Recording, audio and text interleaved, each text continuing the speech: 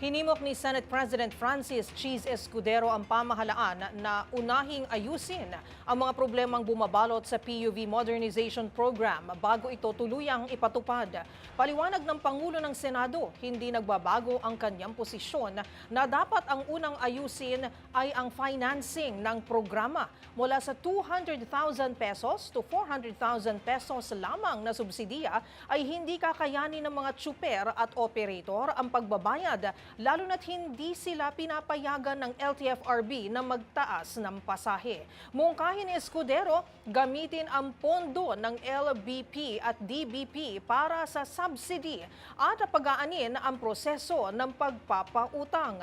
Sa ngayon ay hindi pa naaabot ang 42 billion pesos na pondo ng gobyerno bilang subsidy para sa PUV Modernization Program, kaya't kulang din ang suporta para sa mga tsuper at operator.